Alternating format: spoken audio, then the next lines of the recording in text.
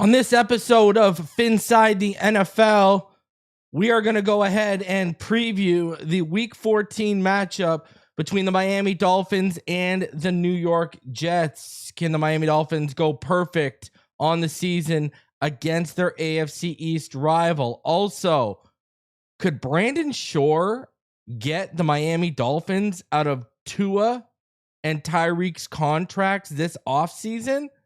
I know people have been dismissing, especially the Tua part, but let me explain why I think this is entirely possible.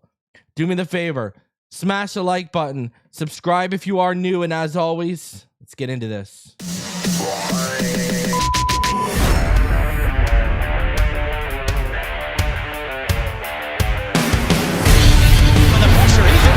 Loses the football. Touchdown! Got it! You have got to be kidding me. Jalen Waddle has a Dolphin touchdown. And he will score! Field down the near side, man open. Touchdown!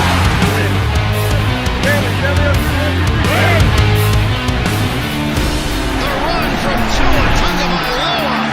Touchdown! He's going deep. He's got it for the touchdown again.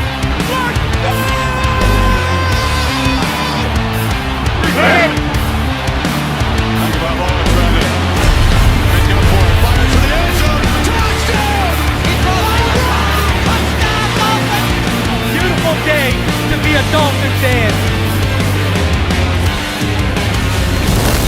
Let's go!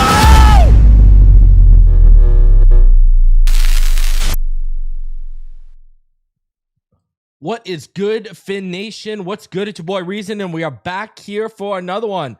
Appreciate each and every one of you coming through for this episode as the Miami Dolphins look to keep their winning streak going, as they look to finish out the season strong and try to win as many as possible.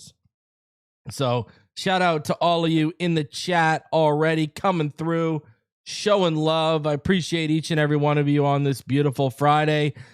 Stetson, Blockbuster, Danny, Jalil, Robert Thomason, Aladino, the Mad Greeks up in here, G. Tommaso, Jared Hill, Michael Lombardo. Shout out to my homie George. How you doing, brother? Coke Master D, Jeff Premont, Sway. Appreciate all of you guys coming through. Already almost 100 of you in the chat. Do me the favor, smash the like button as you come through. Shout out to you, K-Jack, my boy. All right. We got a lot to talk about. What's going on, JC? Happy Friday to you too, sir. I was actually going to make this topic its own standalone video, but I decided, hey, let's just do this. Just a heads up for all you people that, watch every day. We're going to be changing the format a little week in terms of the weekly shows. We're going to be introducing some more uploads, and so it's not going to be all just live streams all the time. So we're going to introduce, I'm going to try and attempt a new schedule next week and see how it rolls. All right. So just so you guys know and get a heads up. All right. So in that new format, that new layout, that new schedule, it should start Monday. All right. So a lot of stuff coming your way. So let's get into everything. Let's not waste much time at all. Shout out to you, Jarrett. Yeah, it's going to be cold, and it's going to be cold on Sunday. It's cold up here where I'm at. All right. So it's going to be a cold day. It's going to be a cold day. So let's not waste any time. Let's start getting into things. First thing I want to talk about is shout out to Achane. My bid for him to get extended continues.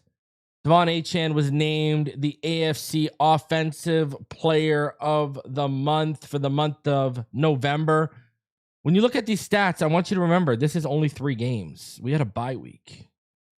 So 495 rushing yards, 135 reception yards, 3 touchdowns, 17 receptions.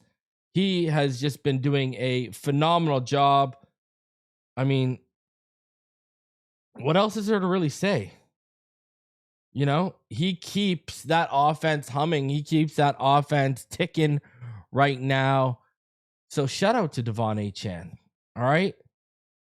And those rushing yards, like, not on very many attempts. All right. Absolutely killing it. Absolutely killing it right now.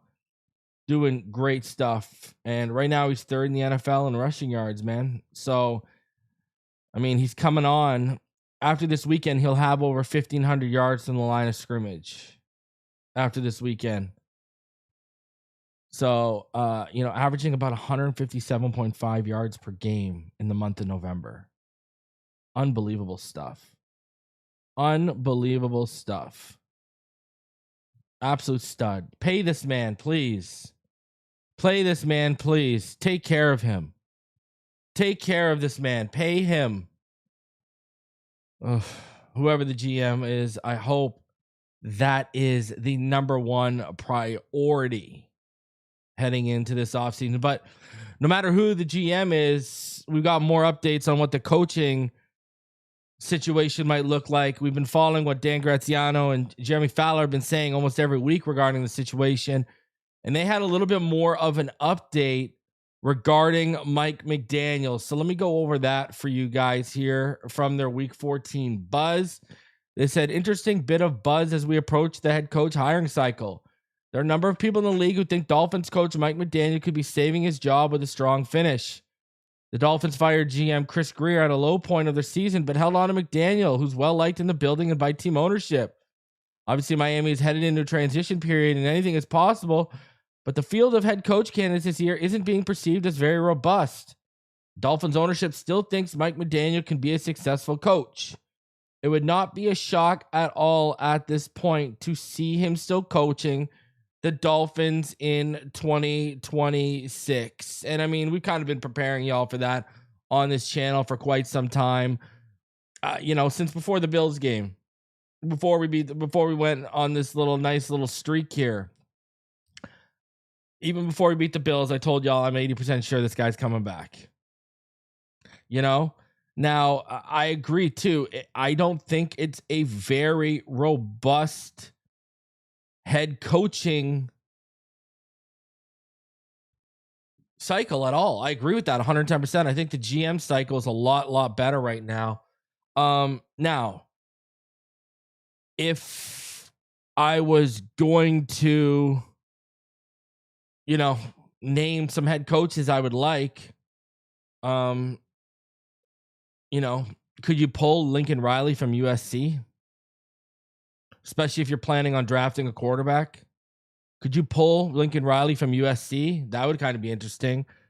I think the Rams have a few interesting candidates. Obviously Chris Shula, but also Mike LaFleur, their offensive coordinator. I think they got two interesting candidates. I think Joe Brady from the Bills is an interesting candidate, right? I mean, you look at what he's done with Burrow. You look at what he's done with Josh Allen. I've been saying for years, Steve Spagnuolo. I've been saying Steve Spagnuolo since last year, so like 2 years now. A lot of guys just need a second chance, and I think he's one of those guys. And I think he could bring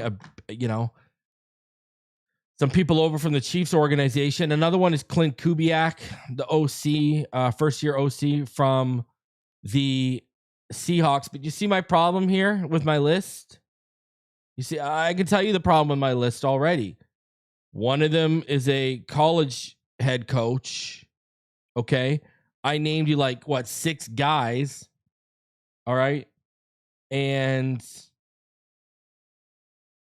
how much coaching experience is between all those guys, the other 5 who are currently either an offensive coordinator or defensive coordinator? There's not much experience. The majority of my guys are rolling dices on first times.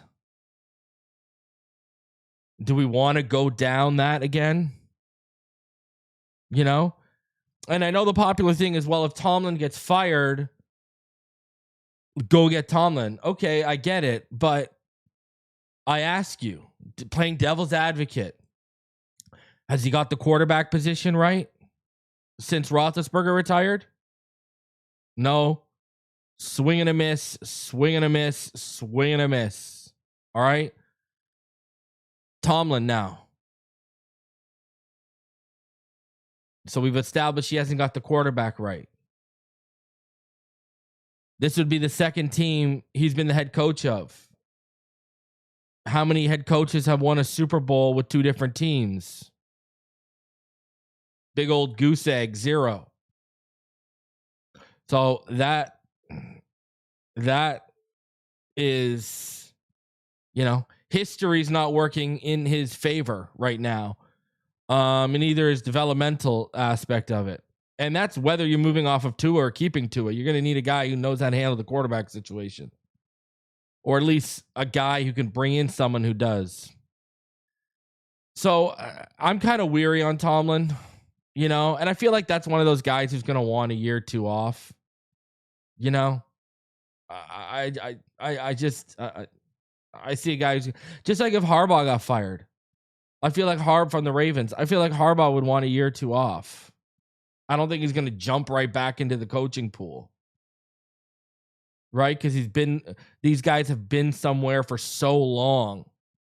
Usually those kind of guys want to break. It's different if you've only been in a place for 2 or 3 years and then you get canned because you want to go get a job right away. But these guys, they've been in one place for so long, they're probably going to want to break. So, yeah, I agree. The head coaching cycle is not that. It's not that appealing right now. Unless you want to go for a first-time guy. So, and another reason why I think Mike McDaniel, I've been saying this, is Champ Kelly.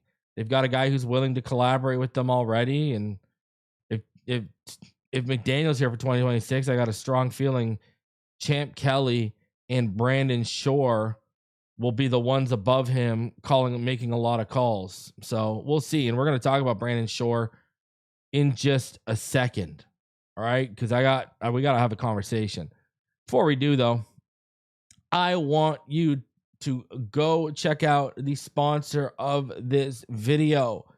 That of course is Sleeper.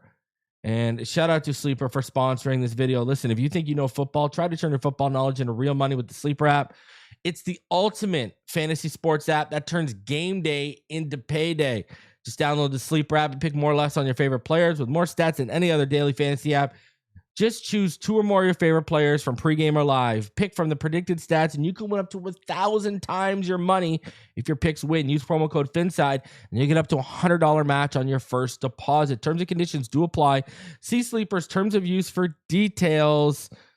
And currently operational over 25 states. Check out Sleeper today. And also, if you sign up using my code right now, you don't even have to deposit anything. You would get a free $20 deposited into your account from Sleeper. Free, no deposit required. So if you haven't, go check out Sleeper right now. All right.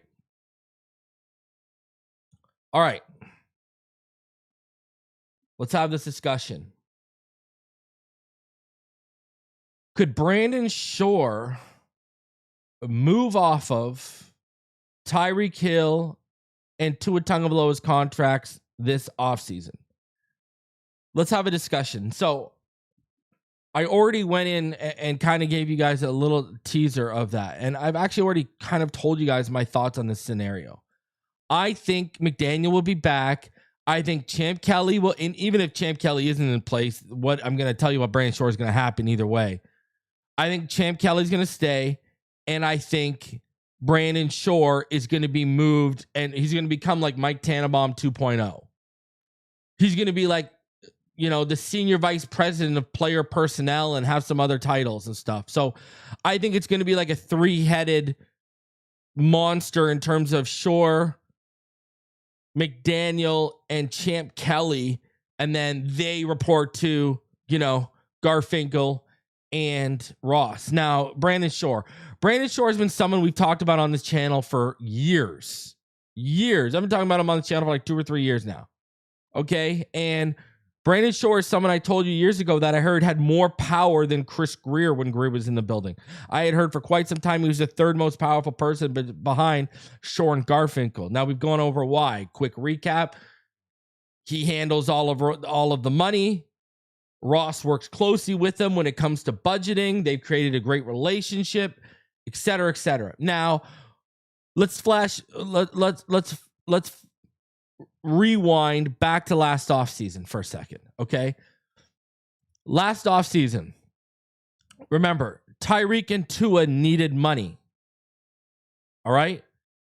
Tyreek and Tua needed and wanted new money, right? Brandon Shore was the only person in that hierarchy I'm talking about, okay? So Mike McDaniel and Chris Greer wanted to pay both the guys. Brandon Shore was, no, I do not want to pay these guys. I don't think it's a good financial move, blah, blah, blah, blah, blah.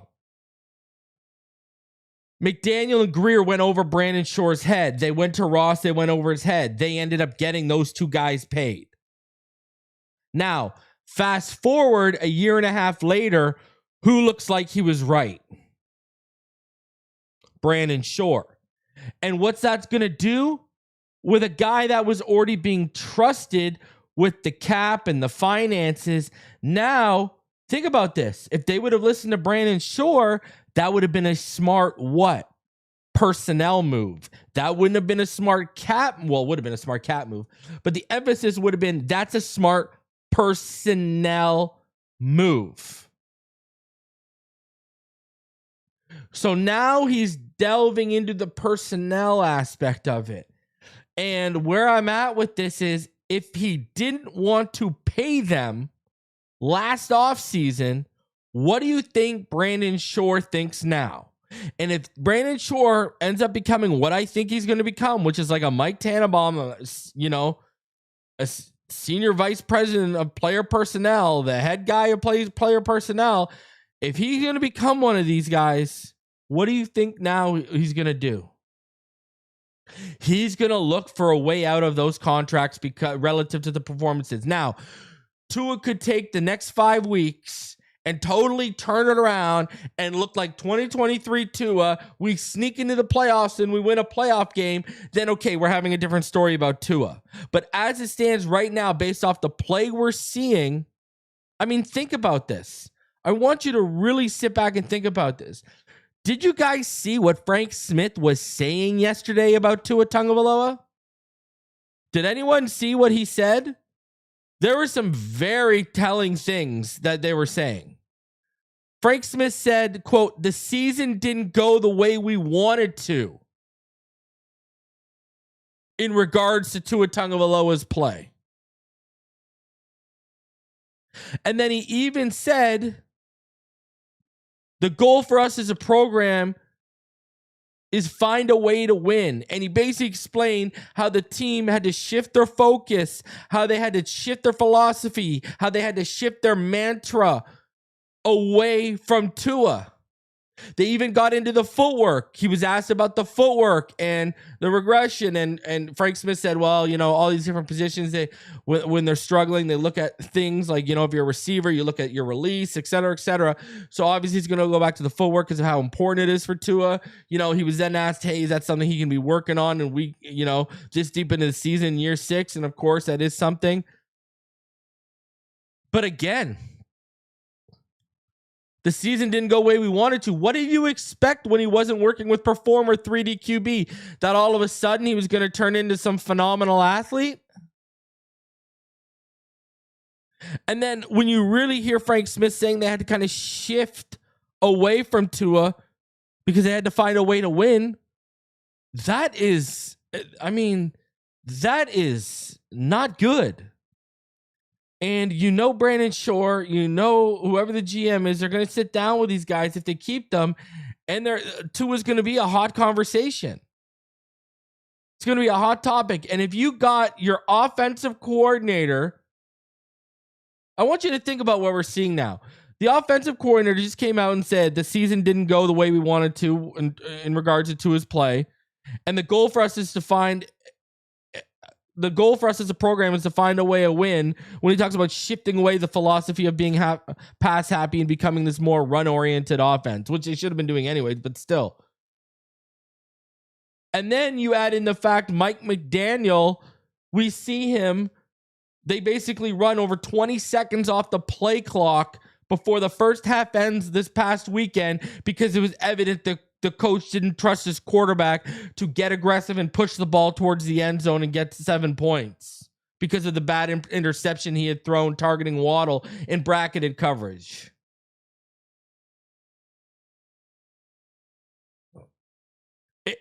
Okay, so they're going to take all this and they're going to go to Brandon Shore. What do you think Brandon Shore is going to say? He's going to look at Ross and he's going to say, see, you should have listened to me. Now, a lot of people think this isn't realistic because of the cap ramifications, right? Right now, we are about negative $10.635 million under the cap as it stands right now. Okay? If you were to cut Tyreek Hill, designate him as a post-June 1st cut, you clear up about $35.364 million. Your cap number jumps to $25.364 million in terms of cap space. So now you've already created $35 million. All right. Tua Tagovailoa.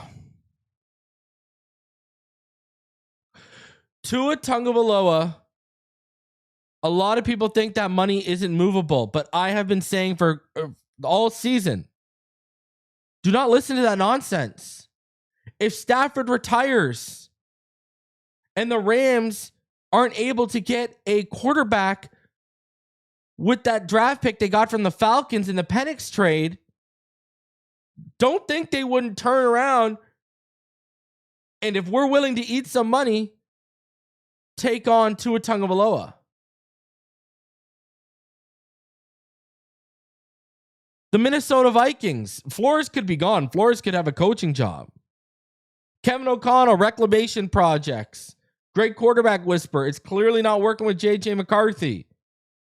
You would be in an indoor stadium during the season in the cold weather while you're in Minnesota, not while you're going on the road to Green Bay and such, but still. Detroit would be indoors. Now, if you were to trade Tua Tagovailoa post June 1st, remember, we've now cut Tyreek Hill post June 1st, and that's brought us from negative $10.635 million to $25.364 million in cap space. If you were to trade Tua Tagovailoa post June 1st, your cap jumps from $25.364 million to $68.364 million. Even better, your cap next year in 2027, the year after, jumps from $88 million to $109.75 million, and your 2028 cap jumps from $171.973 million to $273.773 million in cap space in 2028. You're telling me Brandon Shore would look at those post June 1st numbers and wouldn't say, yo, get this guy out of here?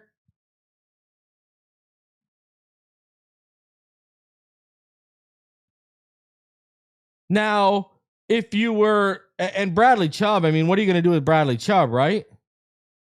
Bradley Chubb, if you cut him pre-June 1st, you create another $7.4 million in cap. If you were to cut him post-June 1st, you create about $20 million in cap. You create about $20.2 million in cap. So if you were to cut if you were to trade Tua Tagovailoa post June 1st, if you were to cut Tyreek Hill and Bradley Chubb post June 1st, all of a sudden your cap goes from negative $10 million to now you are $88.594 million over the cap. Or under the cap, sorry. You've got $88 million in cap space. 2027, you got about $128 million in cap space. And 2028, you'd have about $242 million in cap space. Like, Why would they wait around? And I know what people are going to say. Okay, well, reason. Those are post June 1st moves. They do not help us come free agency. And you're 110% right, but you're getting it off the books either way. Tyreek's gone no matter what, I think. No matter what, he's gone. Bradley Chubb, hey, man, depending on where they're picking in this draft right now, I mean, you know, I've said this. Don't rule out an edge. David Bailey from Texas Tech, Keldrick Falk from Auburn. Do not rule out an edge at 12 where they are at right now by any stretch of the imagination. Now, I hope they get a Francis Moigo or Spencer Fano. I hope they get an alignment or a weapon. You know, I hope Jordan Tyson falls, maybe Carnell Tate. I think it's a little too high for Mekhi Lemon. And y'all know I'm down for Kenyon Sadiq out of Oregon, the tight end. I don't think they're going to take a Jeremiah Love. So, and they could even go corner there, right? Mansour Delaney, Jermon McCoy. I mean, there's a lot of options there. Or you trade back. Or if Ty Simpson falls, maybe they go after Ty Simpson. I don't know. But my point is, you can either draft a quarterback high, or you could probably go out and sign a bridge quarterback. You know, Daniel Jones is going to be a free agent. Will they throw some money at Daniel Jones for 1 year? Will they trade for someone who's not available on the market yet? Will McDaniel trade for Kirk Cousins for 1 year? I don't know. But you could very well draft a quarterback and another weapon, or you could just sign a bridge quarterback.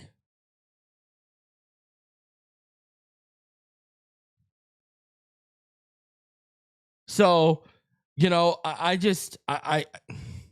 if Tua's play continues to go the way it's going, why wouldn't they just say, let's dip our toes in the bridge quarterback market? You know, they'll say we could get this play at worst out of a bridge quarterback.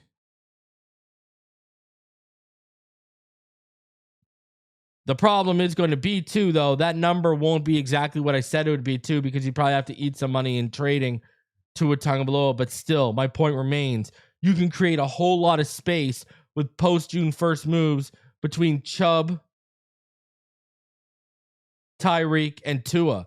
And listen, if I go back to Brandon Shore. If Brandon Shore didn't want to pay Tyreek and Tua, and he was the only one banging the table not to pay them, and you look at how everything's played out since they've been paid, and now he gets even more power this offseason, I'm telling you, those guys are going to have targets on their back from Brandon Shore. You can like it, you can hate it. I'm just telling you right now, expect that to be the reality. That those guys are going to have targets on their back. Because Brandon Shore is a cap guy, and you don't play around with his money. Now, I know people will say, well, why is a cap guy? I mean, look at Omar Khan in Pittsburgh, their GM. He was a cap guy. He just hired Andy Weidel as his right-hand man, as assistant GM, and that's how he's grown and learned the game under him.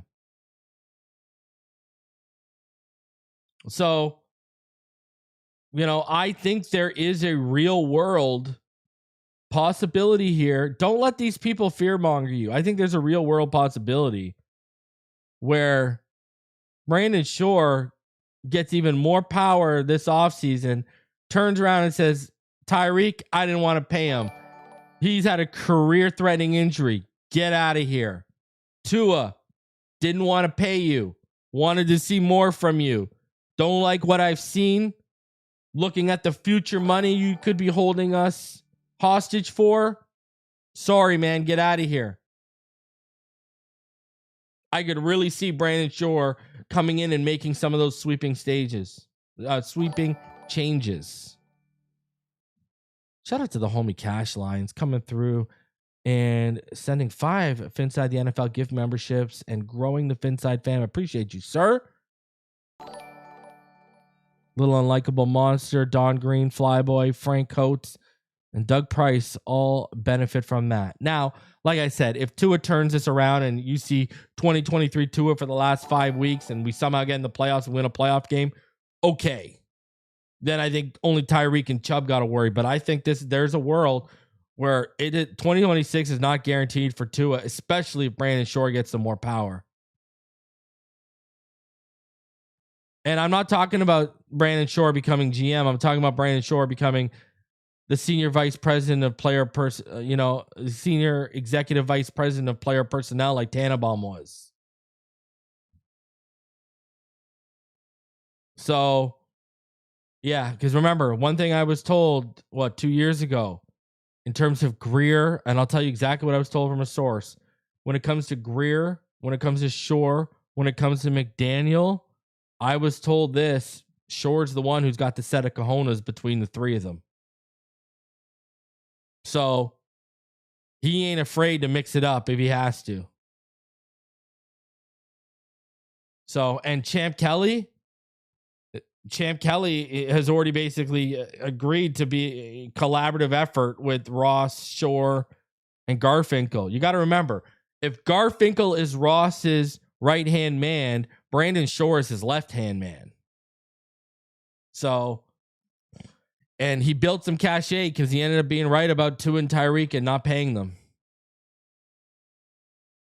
So, yeah, I wanted to cover that. I wanted to get into that. I thought that was a conversation we definitely needed to have in regards to all of that with Tua's contract. I do not think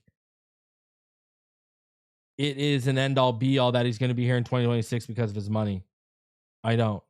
Especially if the right quarterback becomes available on the trade market, the right bridge guy is available, or the right guy becomes available in the draft. So, all right, let's get into this weekend's game. Man, it is going to be a cold one in New York. We have got a high of 39. It's going to be 36 for most of the game, but it's going to feel like 31 degrees Fahrenheit. That is going to be a cold one.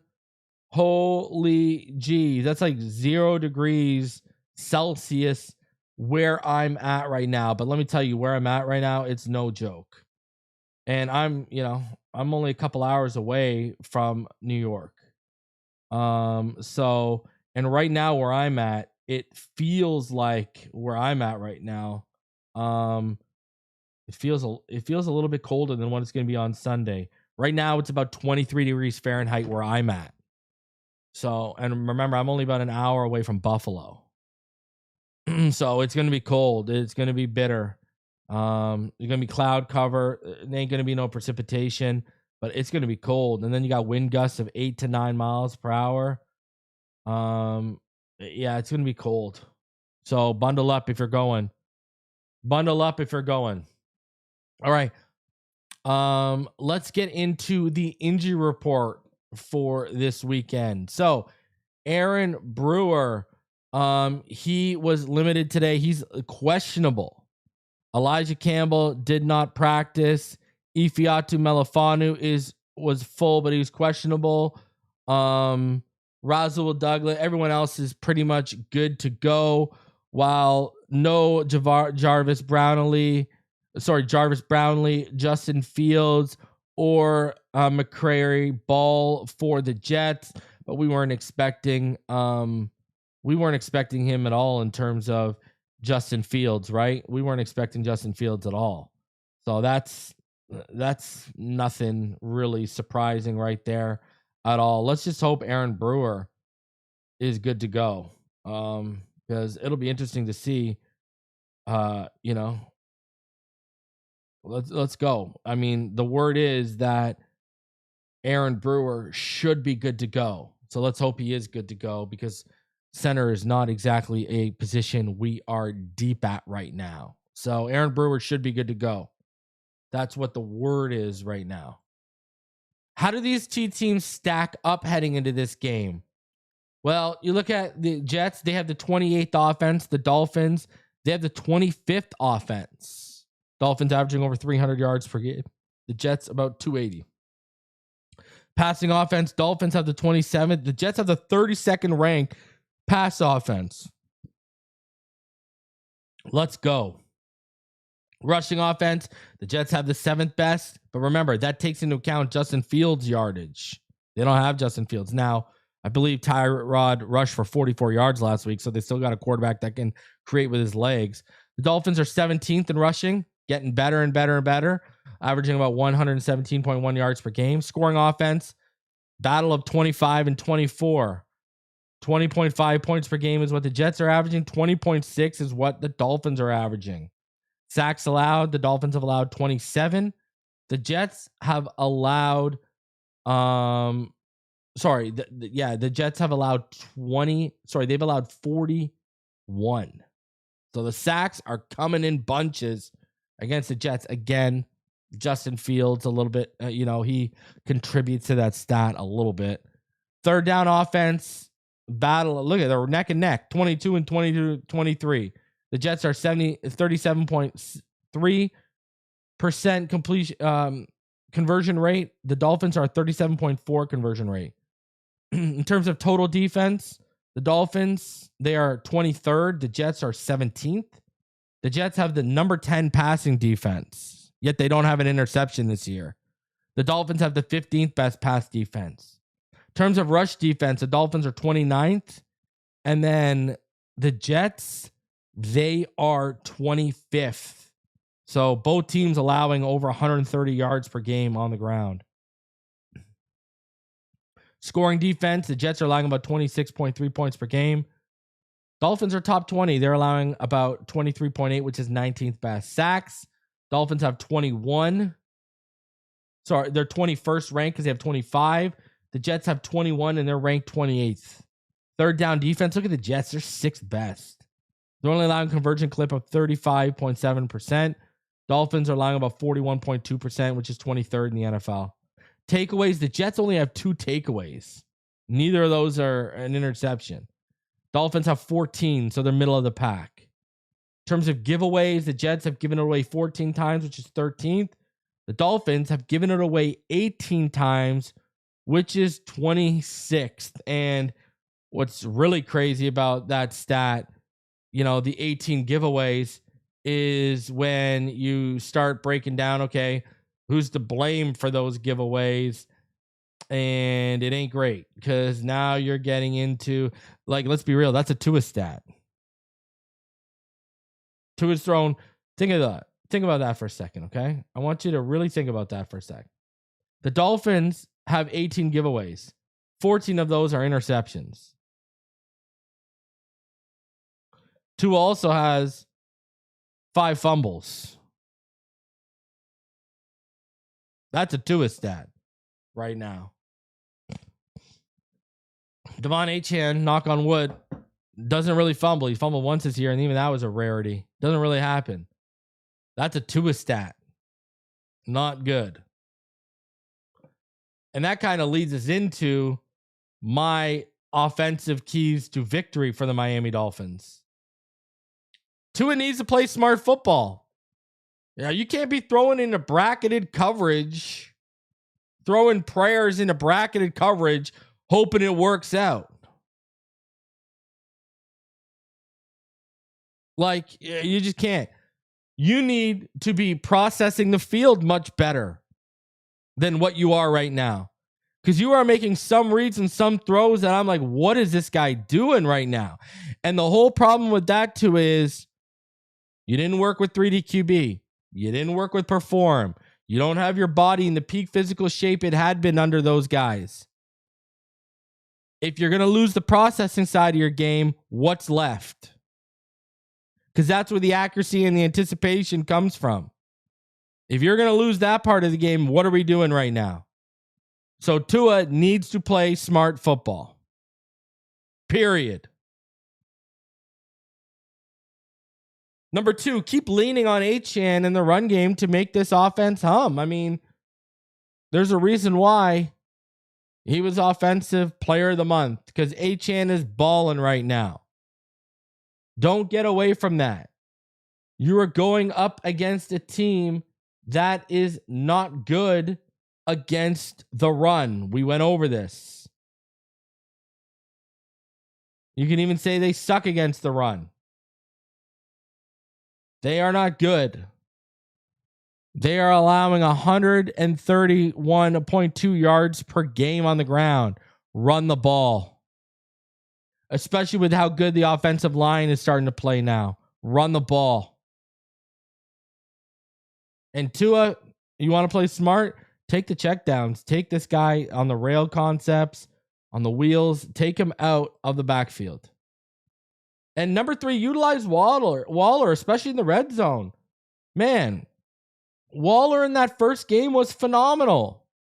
Phenomenal. He only had 3 receptions for 27 yards, but 2 of those were red zone touchdowns. We all remember the back of the end zone catch. Waller's back. Utilize him. Make it happen. They've had the Jets haven't been great covering tight ends this year, to be completely honest with you. They have not been that great. They've had games where they've allowed big plays. The week after they faced us, they'd allowed 7 receptions and 49 yards and 2 touchdowns to Jake Ferguson. Right? So, I mean, they're, Evan Ingram. Then the following week against the Broncos, Evan Ingram, I think he had like his best game of the season against them. He had 42 yards. Oh, no, that's his second best game of the season. Best game of the season was against Washington last week. But leading up to that, that was his best game of the season. 5 receptions on 6 targets for 42 yards, and he had a carry for 7 yards. So they aren't great against tight ends. Expose the seams. Expose the mismatches. All right?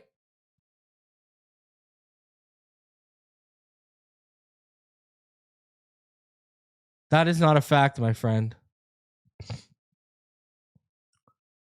Shula and Parcells were not head coaches. And Shula, it wasn't the Super Bowl. Shula didn't win the Super Bowl. The first time when he won with the Colts, it was the NFL championship. It wasn't the Super Bowl. So there's a technicality to that. So Shula never won 2 Super Bowls with 2 different teams.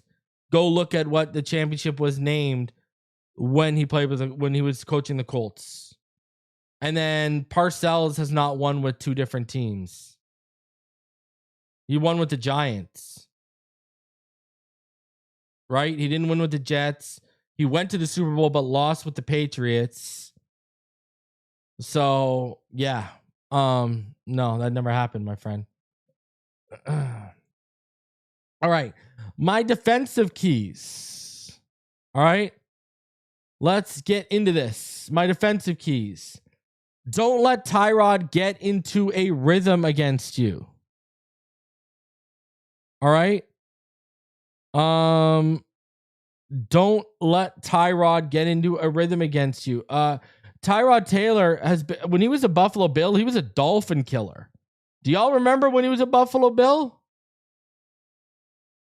When he was a Buffalo Bill the first time around, he played 6 games against us. And he threw for 10 touchdowns and 0 interceptions against us. He would light us up as a Buffalo Bill. Now, we lit him up when he was in Houston, right? He threw his only interceptions against us in his career. He threw against us in that game, right? But Tyrod career statistically has been very good against us. So don't let him get into a rhythm, and don't let him get creative out of the pocket, because his legs have still got it. Tyrod's still got it with his legs, man. Last week against the Falcons, he was creating a little bit with his legs, right? He had 8 rushes for 44 yards and a touchdown. So you got to keep him in check. Number 2, you got to have better awareness and coverage on Mason Taylor than you did in week 4. I mean, that week 4 game was something. Mason Taylor had 5 receptions for 65 yards. He was an absolute problem. So calling all linebackers, calling all safeties, calling all corners, especially out of the slot, you got to be aware of this guy. All right. His 2 best games of the season are against Miami and Dallas, 65 and 67 yards. And then number 3, this could be another big day for Jordan Brooks. When you look at Mason Taylor potential targets, when you look at Tyrod's probably going to try and create with his legs, Breece Hall, this could be another 20 plus tackle day from Jordan Brooks. So Jordan Brooks, he's going to have to be on his P's and Q's.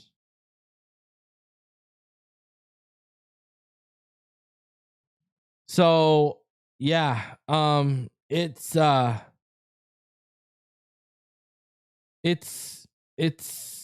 going to be interesting. It's going to be another big day for Jordan Brooks. I think, at least, for sure. I think it's going to be a big day for him. 110%. 110%. And it should be a big day for him. Please. Let this man make it happen. We need it more than ever. I'll tell you that much. So don't let Tyrod get into a rhythm in the pocket or get creative out of it. Better awareness and coverage on Mason Taylor than week 4. Another potential big day for Jordan Brooks. All right. Now, what is my matchup to watch in this game? It is going to be, we've been doing it to other quarterbacks against this defense. Let's do it to Tua. My matchup to watch is going to be Tua Tagovailoa against this Jets defense. Knock on wood. Is Tua going to be the first quarterback of the season to throw an interception to the New York Jets defense?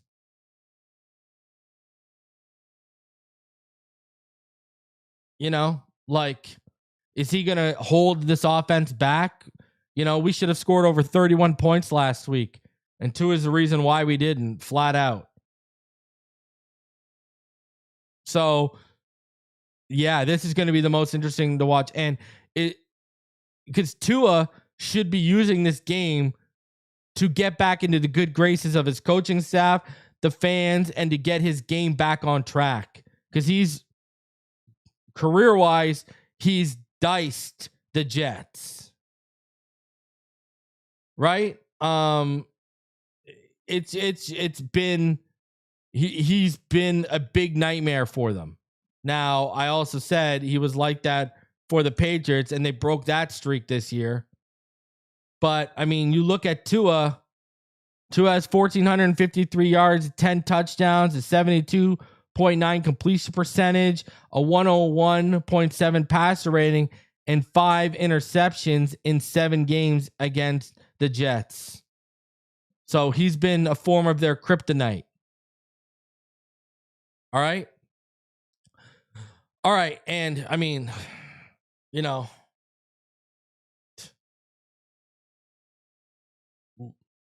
MetLife always worries me. And if you want to know why, just go back to Black Friday. Javon Holland hasn't been the same since leaving both those knees on that field. MetLife is not a great field at all. So, how do I see this game going? What is my prediction? My prediction for this game, I think the Dolphins are going to win.